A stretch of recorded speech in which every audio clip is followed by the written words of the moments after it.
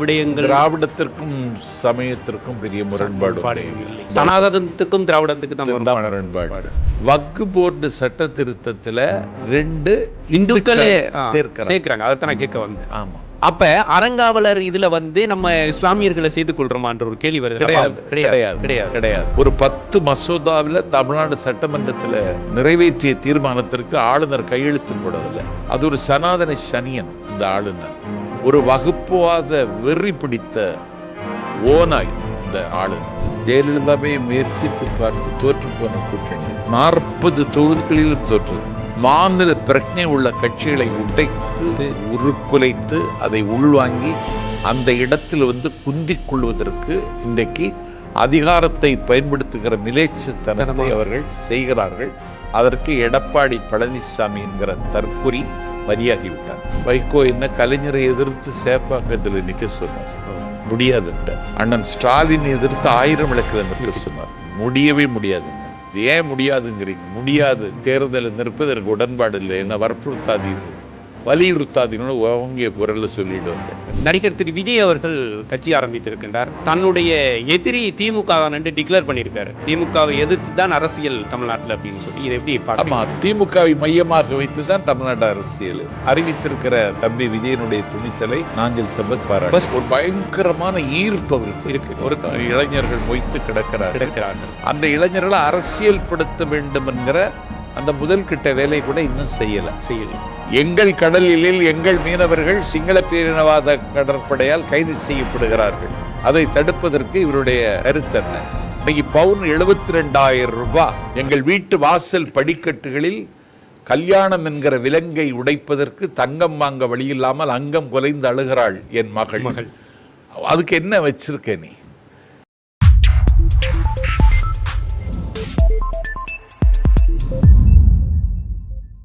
Welcome to Dubai Darbar. நான் உங்கள் தமிழ் மாறன் ஜோகலிங்கம். இன்றைய அரசியல் பேசு நிகழ்ச்சியில் நம்மோடு கலந்து சிறப்பிக்க இருக்கின்றார் திராவிட இயக்கத்தின் மூத்த முன்னோடி, ஈழத்தமிழர்களுக்காக தொடர்ச்சியாக குரல் கொடுத்தவர், பட்டிமன்ற பேச்சாளர் என்று பன்முக ஆளுமை தன்மை கொண்ட திரு நாஞ்சில் சம்பத் ஐயா அவர்கள். வணக்கம் ஐயா. வணக்கம். மிக குறுகிய நேரத்தில் இந்த நேர்காணலுக்கு ஒத்துக்கொண்டமைக்காக முதலில் நன்றி. 30 வருடங்களாக தொடர்ச்சியாக மக்கள் மன்றத்தில் திராவிட கொள்கைகளுக்காகவும் தமிழ்நாட்டு அரசியல் மேடைகளிலும் ஈழத்தமிழர்களுக்காக மக்கள் மன்றத்திலும் போராடியமைக்காக எங்களுடைய துபாய் தர்பார் சார்பாக உங்களுக்கு எங்களுடைய வாழ்த்துக்களையும் நன்றிகளையும் தெரிவித்துக் கொள்கின்றோம். நான் மேலே சொன்ன மாதிரி மிக நீண்ட நெடிய உங்களுடைய அரசியல் பயணத்தில் நீங்கள் இழந்தது என்ன, பெற்றுக்கொண்டது என்ன உங்களுடைய அரசியல் பயணத்தில்? என்னுடைய பருவகாலங்களை நான் இழந்தேன். பருவகால சுகங்களை அனுபவிப்பதற்கு காலம் என்னை அனுமதிக்கவில்லை. சுகங்களுக்கு அடிமையுறாத சூரிய பருந்தாக 1986 இருந்து சுற்றி வருகிறேன். இழந்ததென்றால் இதுதான். ஈட்டியது புகழும் பெருமையும். உலகத்தில் எந்த நாட்டிற்கு போனாலும் என்னை தெரியாதவர்கள் யாரும் இல்லை. நாஞ்சில் சம்பத் பேசாத நாளில்லை, இவனைப் போல் பேச வேறு ஆள் இல்லை என்றொரு பெருமையை என்னுடைய வாழ்க்கையில் நான் வைத்துக் கொண்டிருக்கிறேன். இன்றைக்கும் திராவிட இயக்க மேடைகளில், தமிழ் இலக்கிய மேடைகளில், தன்மான தன்முனைப்பு கருத்தரங்குகளில், கல்லூரி மாணவர்களுக்கு மத்தியில், கற்றறிந்தவர்கள் சபையில் ஒரு பொழிவாளனாக முத்திரை பதித்து வருகிறேன். பல பேருடைய கனவுகளுக்கு நாஞ்சில் சம்பத் என்கிற நான் என்னுடைய பேச்சின் மூலம் அவர்களுக்கு சிறகுகள் தயாரித்து தருகிறேன். இயங்கிக் கொண்டே இருக்கிறேன். men may come, men may go, but I gone far ever. மனிதர்கள் வருவார்கள் போவார்கள், ஆனாலும் நான் ஓடிக்கொண்டே இருப்பேன் என்று லார்டு டென்னிசன் கவிதையில் ஓடிக்கொண்டே இருக்கிற ஒரு நீரோடையை போல நாஞ்சில் சம்பத் இன்னும் ஓடிக்கொண்டே இருக்கிறேன். எத்தனை நாள் என்று தெரியவில்லை. நிச்சயமாக இந்த தமிழ் உலகு இருக்கும் வரை உங்களுடைய புகழும் உங்களுடைய பேரும் இருக்கும் என்று நான் நம்புகின்றேன். அந்த அளவுக்கு உங்களுடைய அரசியல் பயணம் இருந்திருக்கின்றது இவ்வளவு காலம். பொதுவாக ஐயா, அரசியல்வாதிகள் இலக்கியம் பேசுவது மிக குறைவு. அதுவும் இப்ப பார்த்தீங்கன்னா அரசியல்வாதிகள் பேசுறதே குறைவு. அப்படிப்பட்ட ஒரு சிலரில் இலக்கியம் பேசக்கூடியவர்களில் மிக முக்கியமானவர் நீங்கள் அரசியல்வாதிகள். இந்த இலக்கிய ஆளுமை, தமிழ் மீதான பற்று உங்களுக்கு எங்கிருந்து வந்தது? உங்களுடைய தந்தையிடமிருந்து வந்ததா, இல்லை யாரிடமிருந்து நீங்கள் இதை கேட்டுக்கொண்டீர்கள்? எனக்கு 3 வயதாக இருக்கும் பொழுதே என்னுடைய தாயை பெற்றெடுத்த என்னுடைய தாத்தா அவருடைய மடியில் என்னை உட்கார வைத்து எனக்கு தாய்மான சுவாமிகளினுடைய பாட்டை எனக்கு சொல்லி தந்தார். அங்கெங்கனாது விட எங்கும் பிரகாசமாய் என்று அவர் சொல்லி தந்த ஓசை இன்னும் என் காதுகளில் விழுந்து கொண்டிருக்கிறது. அது மாதிரி நடராஜ பத்து என்பார்கள். சிவசம்போ என்று முடிகிற நடராஜ பத்தும் அவர் பாடுவார், என்னை பாடச் சொல்வார். அதற்கு பிறகு நான் அகரம் கற்க சென்ற மணலிக்கரை புனித ஜோசப் தொடக்கப் பள்ளியில் நான் 3ஆம் வகுப்பு படிக்கிற பொழுது என்னுடைய பொலிவை பார்த்தோ என்னதோ துடுக்காக இருக்கிறாய், அழகாக இருக்கிறாய், சுதந்திர தின விழா பேச்சு போட்டியில் நீ கலந்து கொள்ள வேண்டும், நான் உனக்கு பேச்சை தயார் செய்து தருகிறேன் என்று எனக்கு வகுப்பாசிரியராக வாய்த்த எமிலி டீச்சர் எனக்கு அந்த சுதந்திர தின பேருரை, ஜவஹர்லால் நேரு விடுதலை பெற்ற இந்தியாவினுடைய முதல் சுதந்திர பேருரை எனக்கு அவர்கள் எழுதி தந்தார்கள். ஒரே நாளில் மனனம் செய்து அடுத்த நாள் அவர்களிடத்தில் சொன்னேன். என்னை அங்கீகரித்து முச்சி மோந்து முத்தம் தந்து, இவ்வளவு திறமைன்னு நான் நினைச்சு பார்க்கல அப்படின்னு சொல்லிட்டு சுதந்திர தின விழாவில் நான் பேசினேன். உலகம் ஆழ்ந்த உறக்கத்தில் இருந்த பொழுது இந்தியா சுதந்திரத்தில் கண்விழித்து கொண்டதென்று ஓசை நயத்தோடு நான் உரையாற்றி முடித்து கைதட்டல் வாங்கி தமிழறிஞர் மூவாவினுடைய திருக்குறள் தெளிவுரை எனக்கு பரிசாக தந்தார்கள். அந்த நாளிலிருந்து ஒரு புகழ் போதை எனக்கு வந்துவிட்டது. பேச வேண்டும் என்ற ஆசை என்னை தூண்டியது. ஒரு கூவத்துடிக்கிற குயில் குஞ்சாய், தாபத்துடிக்கிற தளிர்மான் குட்டியாய், பேச துடிக்கிற வானம்பாடியாக நான் கனவுகள் காண ஆரம்பித்தேன். என்னுடைய பெயர் அதற்கு ஒரு காரணம். என்னுடைய பெயர் சம்பத். என்னுடைய பெயர் சம்பத் 1956 அரிச்சராப்பகல் திருச்சிராப்பள்ளி திராவிட முன்னேற்ற கழகத்தின் மாநில மகாநாட்டில் அண்ணாவின் அணிவகுப்பில் அண்ணாவிற்கு அடுத்த இடத்தில் இருந்த தமிழ்நாட்டு திமுக மேடைகளுக்கு ஒரு பல்கலைக்கழக தகுதியை வாங்கி தந்த சொல்லின் செல்வர் ஈவைக்கு சம்பத்தின் பேச்சை கேட்ட என் தந்தை நான் பிறந்த உடனே எனக்கு அந்த சம்பத்தின் பெயரை வைத்தார். அதைத்தான் அடுத்த கேள்வியா கேட்கலாம். என்னுடைய கிராமத்தில் ஒரு தேநீர் கடை உண்டு. அந்த தேநீர் கடையில் மளிகை கடை நடத்துகிற அப்பாவுக்கு தேநீர் வாங்க காலையில் போவேன். அந்த முதலாளி, அவருக்கு பேர் ஹனிபா, அந்த ஹோட்டல் பேர் ஹனி ஸ்டார். தேநீர் தயாரிக்கு வாங்க போகும் பொழுது உட்காருடா அப்படின்னு உட்காருவேன். சம்பத்துன்னு பேர் வச்சா போது அது சம்பத்து மாதிரி வரணும் அப்படின்னு சொல்லிட்டு தினத்தந்தி எடுத்து என்னிடத்தில் படிக்க சொல்வார்.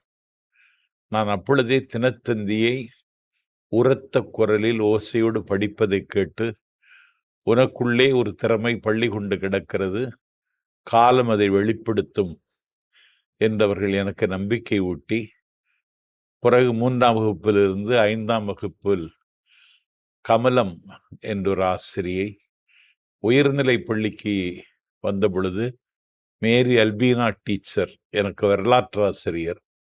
நான் தமிழும் வரலாறும் கலந்து இன்றைக்கு பேசி தமிழ்நாட்டில் திகைக்க வைக்கிறேன் என்றால் அந்த அல்பீனா டீச்சர் எனக்கு தந்த வரமாகவே நான் கருதுகிறேன்.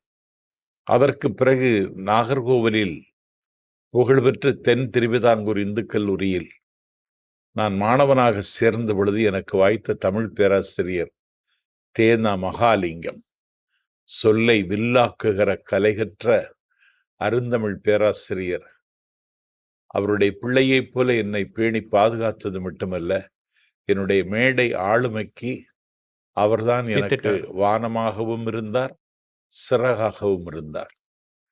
அதற்கு பிறகு தென்காசி திருவள்ளுவர் கழகத்தில் ஆண்டுதோறும் விழா நடக்கும் 10 நாட்கள் திருக்குறளுக்கு என்னுடைய சித்தப்பா தென்காசி ஒன்றிய அலுவலகத்தில் அரசு ஊழியராக வேலை பார்த்தார்.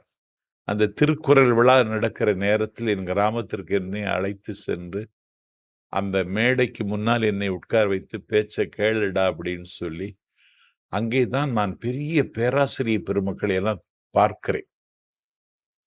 ஒரு நம்மாழ்வார் பாசுரத்தை சொல்லி ஷேக்ஸ்பியருடைய டிராமாவோடு பொருத்தி பேசுகிற ஆற்றல் பெற்ற பேராசிரியர் சீனிவாசராகவன்.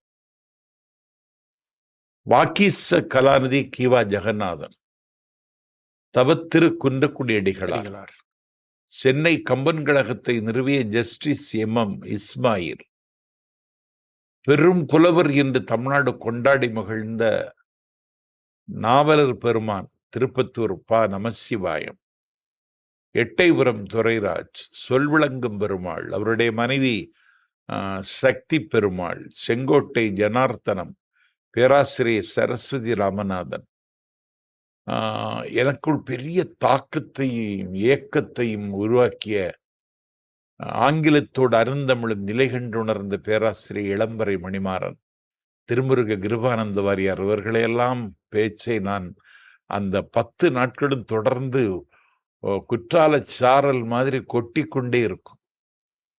நான் கல்லூரி மாணவனாக இருந்த பொழுது நான் தான் மாணவர் பேரவை தலைவர்.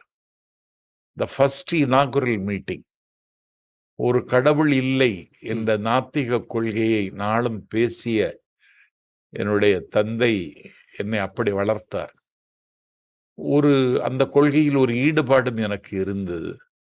நான் கல்லூரிக்கு சென்ற பொழுது, நான் கல்லூரி மாணவர் பேரவை தலைவராக வந்த பொழுது, த ஃபர்ஸ்ட் இனாகுரல் மீட்டிங் ஆரம்பிச்சு நடத்த போற அப்படின்னு நெற்றியில் திருநீர் பூசி குங்குமம் வைத்திருந்த எங்கள் கல்லூரியினுடைய முதல்வர் பேராசிரியர் எல்சி தானு அவர்கள் என்னிடத்தில் கேட்டார்கள்.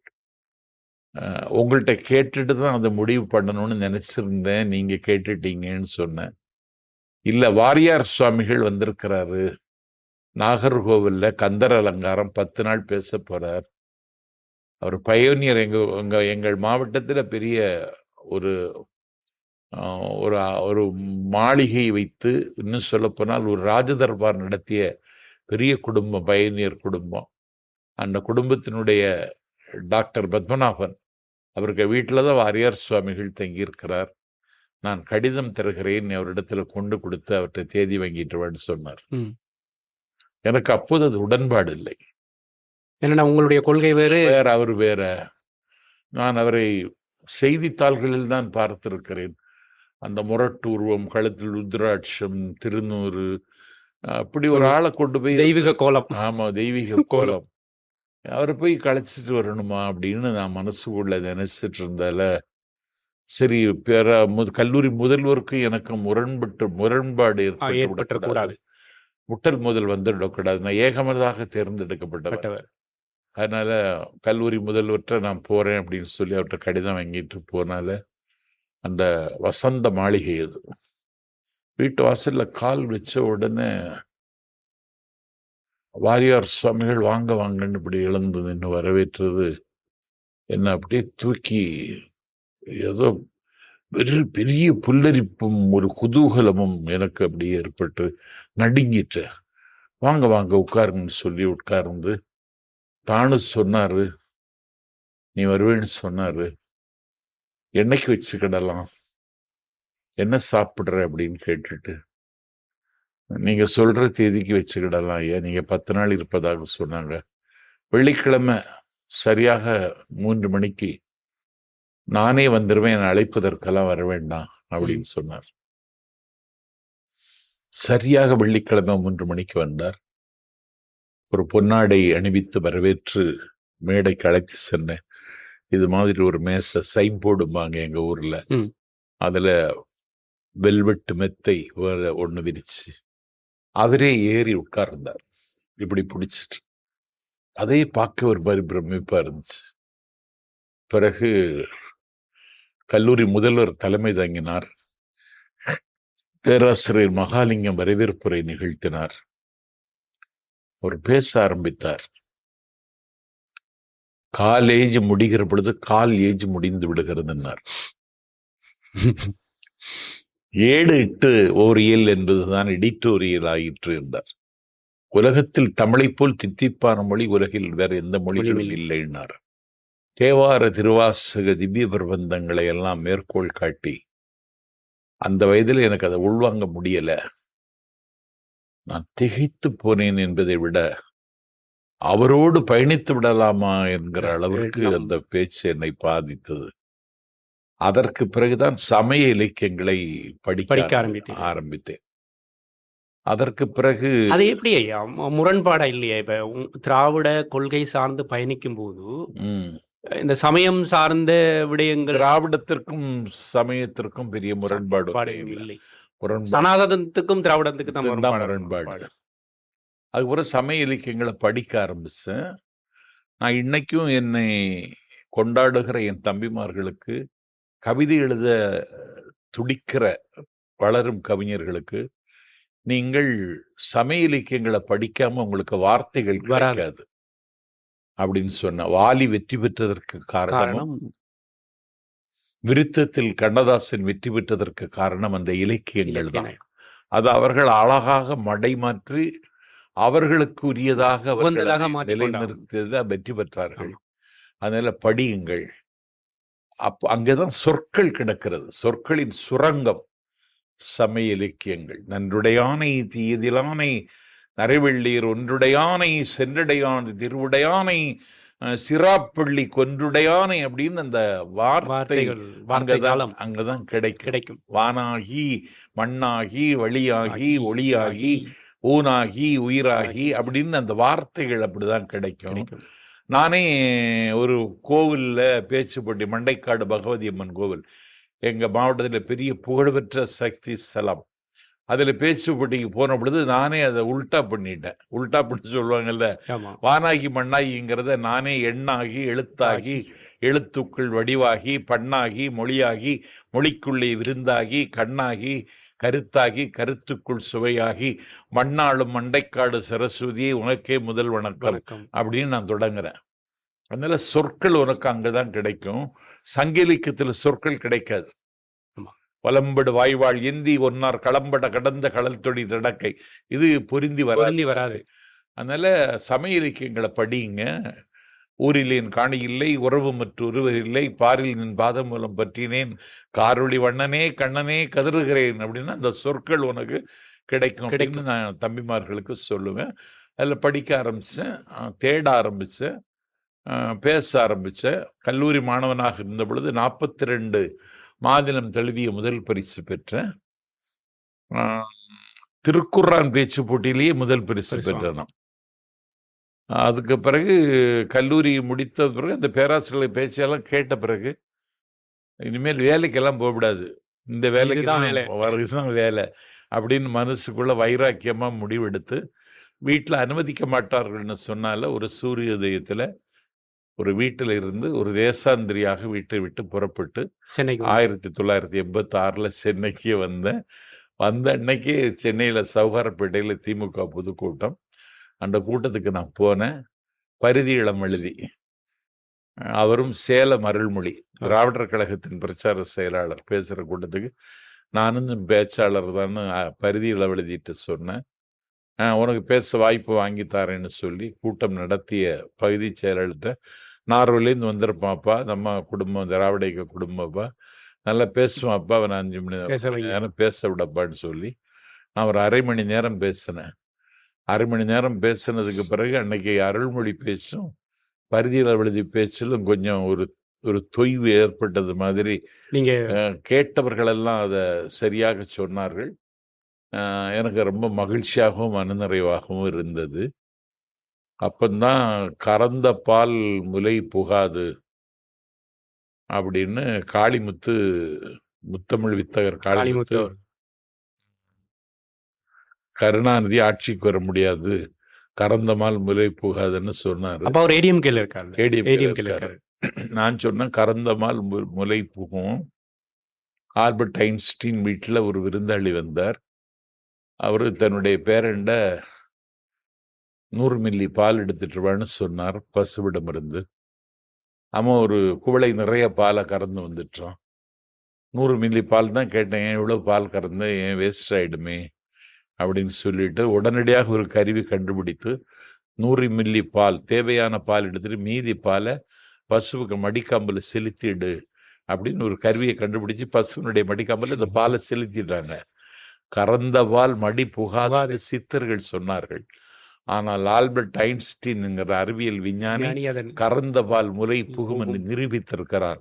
காளிமுத்துக்கு எச்சரிக்கிறேன் அப்படின்னு நான் பேசி அது எல்லாரையும் கவர்ந்து அதுல இருந்து தொடர்ந்து இன்னைக்கு வரைக்கும் துபாய் வரைக்கும் வந்திருக்கிறீங்க. என்னுடைய அடுத்த கேள்வியே உங்களுடைய சிறுவயது வாழ்க்கை எங்க படிச்சீங்கன்றதா தான் என்ன அடுத்த கேள்வியா இருந்து, நீங்க அதுக்கே இதுல பதில் சொல்லிட்டீங்க. ஆல்மோஸ்ட் அதுக்கு பதில் சொல்லிட்டீங்க. நம்ம அடுத்த கேள்விக்கு போயிடலாம். மதிமுகவில் மிக நீண்ட காலம் திரு வைகோ அவர்களோட பயணிச்சிங்க. வைகோ அவர்களோட பயணிக்கும் போது உங்களுக்கு ஏற்பட்ட ஒரு நிகழ்ச்சிகரமான ஒரு தருணம் ஏதாச்சும் சொல்ல முடியுமா? அவரோட பயணித்த காலங்கள்ல. அவரோடு பயணித்த காலங்கள்ல திமுக என்கிற அமைப்பில் இருந்து கொண்டு 1993 ஜூன் திங்கள் 26 துணை பொதுச் செயலாளராக இருந்த நாமணக்கும் நல்ல தமிழ் மணக்கும் நாஞ்சல் என்ற பெயர் மணக்கும் நாவுக்கரசர் நாஞ்சலார் கட்சி விட்டு நீக்கியதை அப்பொழுது கழகத் தோழர்கள் ஏற்க முடியாத மனநிலையில் இருந்ததை கலைஞர் பிறந்தநாள் விழா பொதுக்கூட்டத்தில் வைகோ எதிரொலித்தார். அது கலைஞருக்கு எதிராக அவர் பேச போகிறார்னு ஒரு அலையா செய்தி வந்து மாநாடும் கடலும் திடலும் தோற்கக்கூடிய கூட்டத்தில் திமுகவில் நீண்ட நாள் வைகோ இருக்க முடியாது போல இருக்கு. அங்கிருந்துதான் அந்த பிளவுக்கான ஆமா அந்த கூட்டத்தில் திமுகவிலிருந்து கலந்து கொண்ட ஒரே ஆளு நான் தான். துணிச்சலா போய் கலந்துக்கிட்டேன். நான் பேசினேன். நம்ம எப்போ ஏறி அடிக்கிறதா? ஆமா பேசினேன். அன்னையிலிருந்து வைகோ கூட பயணிக்கிறேன். நெகிழ்ச்சியானதுன்னா 1994 ஏப்ரல் 16 கருப்பு சிகப்பு கொடியை கையில் ஏந்தி கொண்டு எழுச்சி நாள் பேரணியை வைகோ சென்னையில் நடத்தினார். அந்த நிகழ்ச்சியில மாலையில் பொதுக்கூட்டம், தலைவர்கள் பேசுவார்கள். ஆனால் வைகோ அதிகாலை 5:15 மணிக்கு ஒலிபெருக்கிக்கு முன்னால வந்தார். இரவெல்லாம் கூட்டம் கடற்கரையில் அப்படியே மொய்த்து கிடந்தது. ஒரு 7.5 மணி நேரம் பேசினேன். 7.5 மணி நேரம் பேசினேன். நீங்க அதிகமா பேசியது 9 மணி நேரம் நினைக்கிறேன். 9.5 மணி நேரம் பேசினேன். அன்னைக்கு ஒரு அந்த பேச்சு எல்லாரையும் ஆட்கொண்டது. அந்த பயணத்துல அது எனக்கு ஒரு மிகப்பெரிய அங்கீகாரமாக அமைந்தது. வைகோவுக்கு ஒரு போர்க்கருவியாகத்தான் நான் இருந்தேன். எந்த ஆசாபாசங்களுக்கும் நான் அடிபணியல. கட்சியை கரை சேர்க்க வேண்டும், தமிழ்நாட்டில் நிலைநிறுத்தணும் என்று கட்சியை தொடங்கியது அவர்தான் என்றாலும் பேறுகாலம் பார்த்தவன் தான். கட்சியை பயிர் செய்தவன் தான். அதனாலதான் நீங்க தேர்தலையோ போட்டியிடலையோ? தேர்தலில் போட்டியிடுவது என்னுடைய சுயமரியாதை குணத்துக்கு அது ஒத்து வராது. சுயமரியாதை குணத்துக்கு அது ஒத்து வராது. நான் ஒரு ஆளை அண்டி பிழைக்கிற நிலைக்கோ ஒரு ஆள்கிட்ட ஆதரவு கேட்கிற நிலையிலோ என்னுடைய மனம் அதற்கு ஒத்துழைக்கல. ஒரு 100% சுயமரியாதைக்காரன். பெரியாரின் தாக்கம் என்னிடத்தில் இருந்தது. நானே எழுதி, நானே அச்சிட்டு, நானே ப்ரூஃப் பார்த்து, நானே வெளியிட்டு, நானே படித்தாலும் படிப்பேனே தவிர குடியரசு வெளிவருவதை எந்த ஏகாதிபத்தியமும் தடுக்க முடியாதுன்னு ஒரு ஆதிக்க கோட்டைக்கு அறைகூவல் விட்டு பேசினார் பெரியார். அது என்கிட்ட இருந்துச்சு. அந்த ம். நெருப்பு அந்த தாக்கம் உங்கள்ட்ட அப்படி இருந்துச்சு. நான் அதனால யார்கிட்டயும் போய் நிற்க வேண்டாம், இப்படியே போகலாம். எம்பி எம்எல்ஏ ஆனால் என்ன கிடைக்கும்? அதை விட எனக்கு புகழ் கிடைத்திருக்கிறது, அது போதும். நேற்றுக்கு இருந்த அமைச்சர் பேர் இன்னைக்கு இவனுக்காக ஞாபகம் இருக்கா? இல்ல. இல்லை. இது போதும். அதோட அந்த பதவி எத்தனை காலத்துக்கு நீடிக்கும்னு கூட தெரியாது. நீடிக்கும். இது வேணாம், அப்படி வேண்டாம். அரசியல் அதிகார நாற்காலியில எந்த நாளிலும் போய் இருக்கக்கூடாதுன்னு அதில் முடிவே முடிவு இருந்து பண்ணேன். பயணிச்சுட்டு இருந்தேன். வைகோ என்ன கலைஞரை எதிர்த்து சேப்பாக்கத்தில் நிற்க சொன்னார். ஓ. முடியாதுன்ட்ட. அண்ணன் ஸ்டாலின் எதிர்த்து 1000 விளக்கில் நிற்க நிக்க சொன்னார். முடியவே முடியாதுன்னு. ரங்கநாதன் எதிர்த்து வில்லிவாக்கத்தில் புரட்சைவாக்கத்தில் நிற்க சொன்னார். முடியவே முடியாது. ஏன் முடியாதுங்கிறீங்க? முடியாது. தேர்தலில் நிற்பது எனக்கு உடன்பாடு இல்லை, என்ன வற்புறுத்தாதீர்கள், வலியுறுத்தாதீர்கள் ஓங்கிய குரல்ல சொல்லிட்டு வந்தேன். சொல்லி வந்துட்டீங்க.